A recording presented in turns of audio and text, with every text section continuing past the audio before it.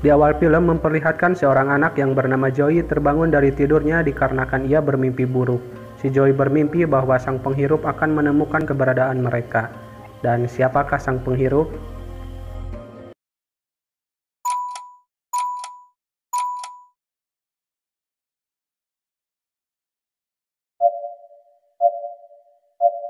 Go! Untuk menenangkan putrinya, si ibu mengajak si anak untuk bertemu ayahnya. Keluarga ini hidup di ruang bawah tanah dan hanya mereka bertiga yang ada di sana. Si ayah menyampaikan laporan yang ada di permukaan kepada putrinya. Saat Joy menanyakan sang penghirup, si ibu menyalanya karena si ibu tak suka ia membahas tentang sang penghirup. Mereka mempunyai aturan yaitu jangan bersuara keras, jangan hilang kendali, jangan membuka pintu, dan jangan bicara tentang sang penghirup. Joy ingin mengecek pintu apakah masih tahan dan rapat. Si ibu melarangnya namun ayahnya membolehkannya.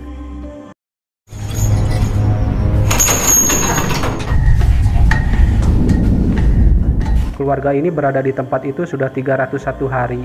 Mereka hanya mengandalkan makanan kaleng untuk bertahan hidup dan pompa air macet untuk menghasilkan airnya. Saat hendak makan, mereka heran karena makanan dalam kaleng itu kosong dan ada lubang di pinggiran kaleng itu. Mereka mengecek persediaan makanan yang tersisa. Diperkirakan mereka kehilangan untuk jatah 2 minggu persediaan makanan. Kemungkinan itu semua ulah tikus yang masuk lewat ventilasi udara. Dengan terpaksa, mereka harus mengurangi jadwal makan atau jatah makan mereka. Joy atau Joshua ini tidak menyukai kacang kedelai, tapi harus bagaimana lagi, hanya ada makanan itu yang tersisa. Ibunya memperingatkan Joy untuk tidak hilang kendali. Joy mengeluh kepada ibunya tentang kehidupan mereka yang semakin hari semakin memburuk. Tetapi ayah Joy memberikan pengertian dan mengingatkannya untuk selalu bersyukur bahwa mereka masih bisa bertahan hidup sampai saat ini. Selesai makan, Joy dan ayahnya memainkan sebuah permainan yang dimana Joy akan menutup matanya dan sang ayah seolah-olah mengabulkan keinginannya walaupun itu hanya sebuah hayalan. Ayahnya ini bernama Ray dan ibunya bernama Claire.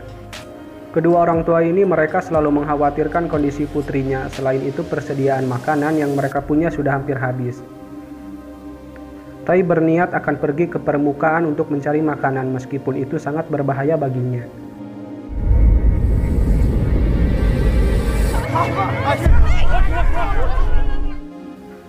Zoe bertanya kepada ibunya, apakah benar hanya mereka yang masih bertahan hidup?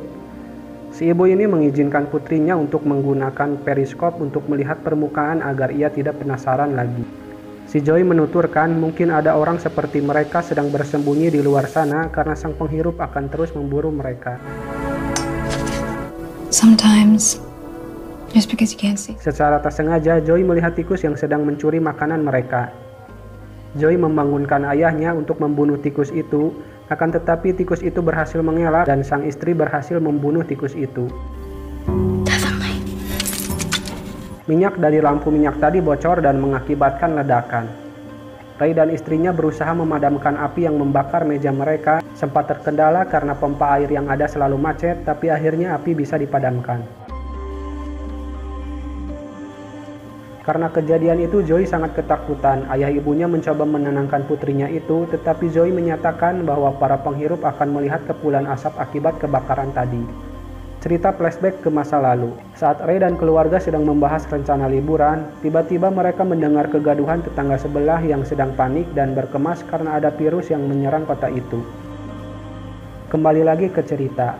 Ray dan istrinya mulai merasa panik karena kepulan asap tadi pasti akan menyisakan abu. Walaupun berbahaya, mereka harus ke permukaan untuk membersihkan abu yang ada.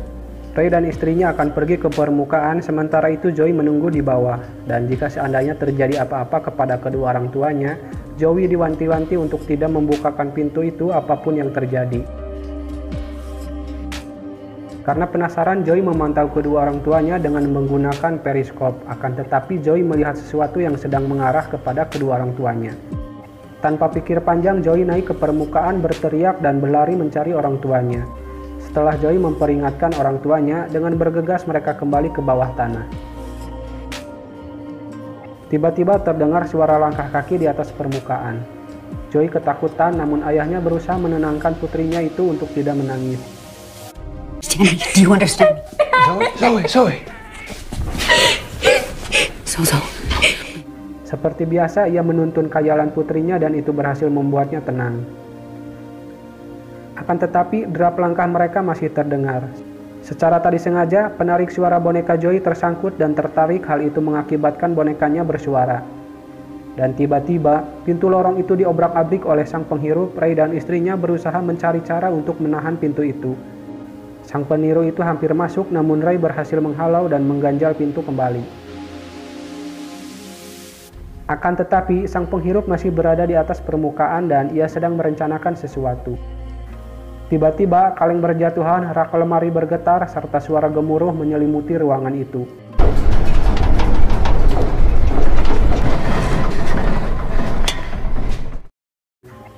Kembali lagi ke masa lalu, Ray dan keluarganya sedang menuju ke tempat yang aman, tetapi mereka kebingungan karena banyak mobil yang putar arah.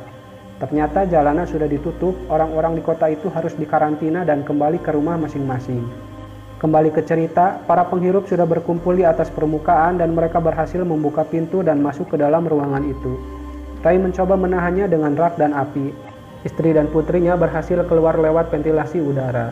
Dan saat giliran Ray, ia terkendala karena lubang itu terlalu kecil. Saat akan berhasil keluar, sang penghirup berhasil meraih kakinya dan ia dikerubungi mereka.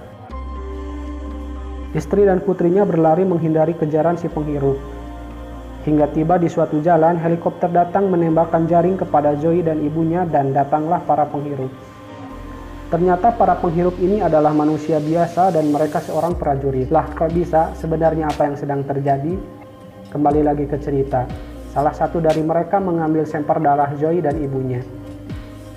Kembali ke masa yang lalu, 2 buah pesawat jet tempur membumi hanguskan kota tempat tinggal Joey. Joey dan kedua orang tuanya pergi ke sebuah tempat, yaitu ruangan bawah tanah yang ada di sekolah, dan tempat itu pun tak luput terkena serangan jet tempur. Mereka selamat dan mereka mendapat pasokan makanan kaleng yang sudah tersedia di sana. Dan ternyata faktanya mereka sudah terpapar virus yang sudah tersebar di udara, lebih tepatnya mereka sudah terinfeksi. Kembali lagi ke cerita, Joey dan ibunya diinterogasi dan hendak dieksekusi. Setiap aturan yang mereka terapkan itu adalah untuk menahan diri mereka. Tiba-tiba Ray datang membunuh para penghirup atau manusia dan ia sudah menjadi seorang zombie, tetapi ia terkena beberapa tembakan.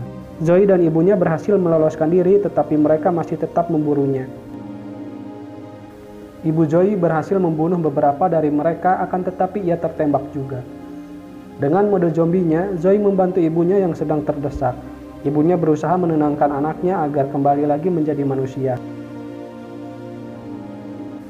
Setelah itu, mereka menghampiri Ray yang sedang sekarat hingga tiba ajalnya. Joey dan ibunya bergegas pergi dari tempat itu karena ada helikopter yang datang ke sana. Mereka pergi ke sebuah lorong untuk bersembunyi dan mereka ketiduran di sana hingga tiba seorang anak kecil tetangga mereka dulu menghampiri Joey dan ibunya. Mereka dibawa ke sebuah lorong bawah tanah dan di sana banyak orang yang sama seperti mereka. Joey dan ibunya masuk ke dalam lorong itu dan cerita pun selesai. Jadi kadang-kadang hanya karena kau tak melihatnya bukan berarti itu tak ada di sana. Terkadang juga kebenaran itu tersembunyi dan sampai jumpa di video selanjutnya. Wassalam.